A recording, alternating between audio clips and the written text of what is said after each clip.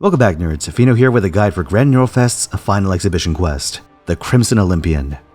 If you were expecting a hard fight after Da Vinci and First Hassan, you're going to be disappointed because this one's relatively easy. Much like the 2018 finale, this one's a boss rush type encounter against 7 servants. Unlike the old finale, this encounter focuses on entry effects instead of death effects, with some persistent buffs as well. There are 2 difficulties of this fight. The harder one is increased health on specific enemies, and I think the effect magnitudes might be stronger as well. I'll start by showing a run of the easier fight and then swap to the hard one, so see if you can spot any differences. The field starts off with Medea Lily, Martha, and Kid Gil. Gil is the most immediately threatening of these 3 due to his Archer NP bar. His entry buff makes him highly resistant to buster attacks for 3 turns, and his persistent effect amplifies his team's NP damage. Martha is also fairly threatening due to her persistent buff, which makes her team crit harder. As a rider, she's also a menace to your support casters, and you should be wary.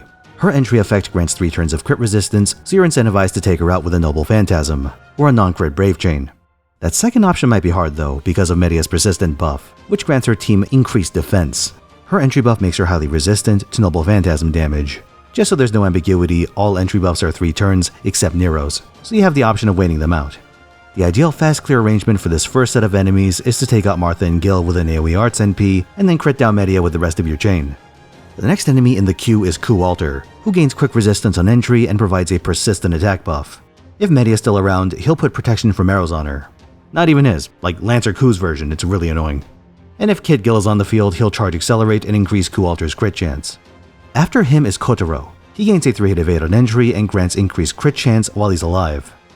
If Kid Gil is somehow still around at this point, Kotaro will give him max health and on-hit effects. If Martha's still around when Kotaro hits the field, he'll get Buster, attack, and crit damage buffs.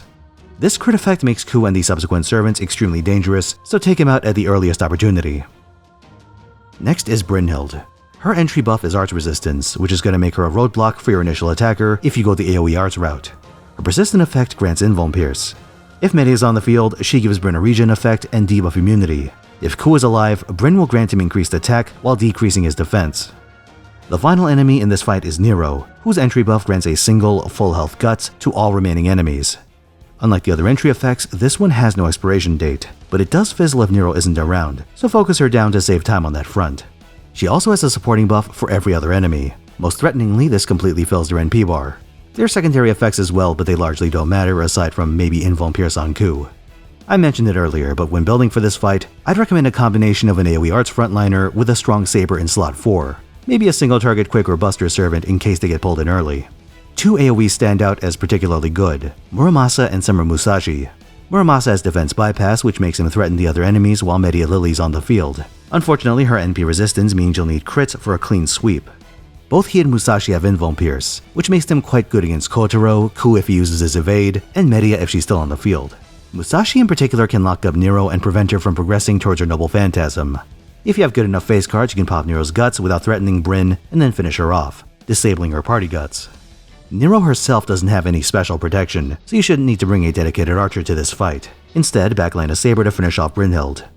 If you're more of a death by 1,000 cuts kind of guy, the Immortal team gets the job done as well, though you'll need to use your non-buster cards to get Gil off the field before he starts causing trouble. Single target strategies can work as well, but it's more of a pain. The strategy depends on your attacker, but I'd recommend taking out Medea first to make your kill threshold lower. After that, go after Gil if he's at a full bar or Ku otherwise. You can also take out Martha to stop her from buffing Kotaro. Once Ninja Man is out, take him out immediately if you have a way around his evade. Or if you drew only support cards that turn, you can use those to pop it. If you set it up so that Bryn comes out but not Nero, then you should focus her down to stop her from spreading Invuln Pierce. Then go after both of Nero's guts and finish by cleaning up whoever's left. A lot of ways around this fight, but I'd say AoEs are the easiest if you have the right servants for it. Enjoy the rest of the run. This weekend I'll be doing a speed run of all exhibition quests, so keep an eye out for that. I'll definitely be doing runs live on Sunday at twitch.tv/Finotaisen. See you there.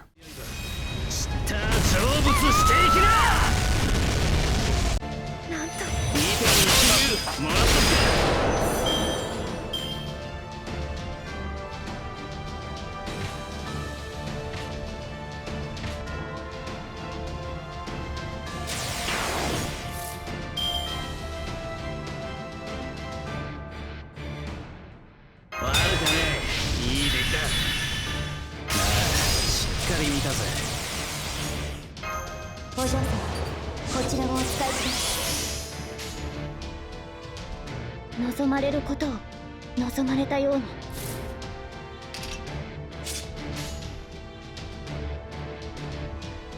何のために。贅沢な注文だ。あれはいつか見た終わりの星。どれほど遠く汚れても私は星を探すのです。さあ幕を開けてアラウンドカリバーン。神髄解明完成理念収束鍛造技法臨界。これが俺のつむかい村正だ。父にあらぜ。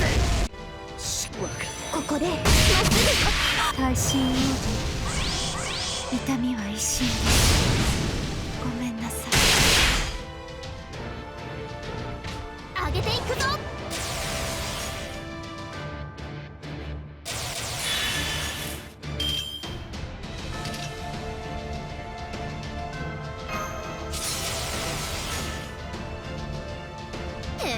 よろしい。下がってな。やってみ。いったこれで。好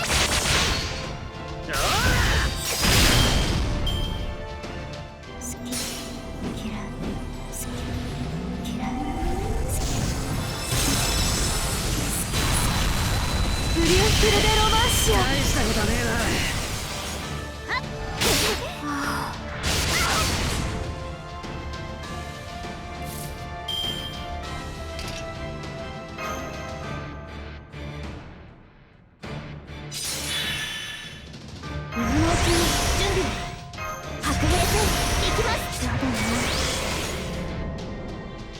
石はいらねえ。おう出番か。そこに至るはあまたの研鑽。気づきに気づいた刀塚。八重垣作るは戦時の刃。知ったら成仏していきな。悪いな。この一振りで仕事をする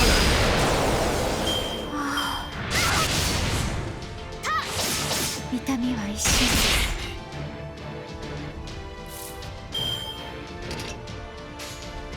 とっておきのご会長と行こうか。ないぞ。勝負に奇形も切り札もいらぬ。ただ従前に整え当然に立てば語らずの陣。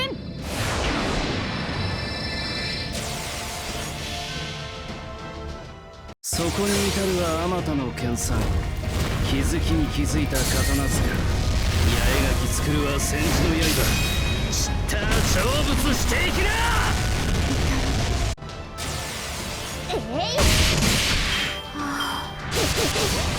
炎の泉よ。ごめんなさい。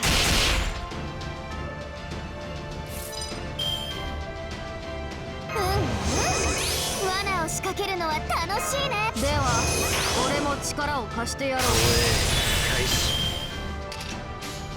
出番下が。おう悪いな。一戦にもなり2点に集中もらった決まったな。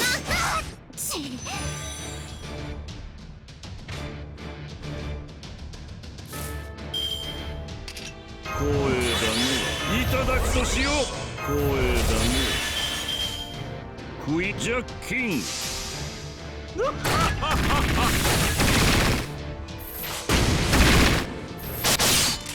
一斉奏者。ありがとうございます。皆さんのおかげです。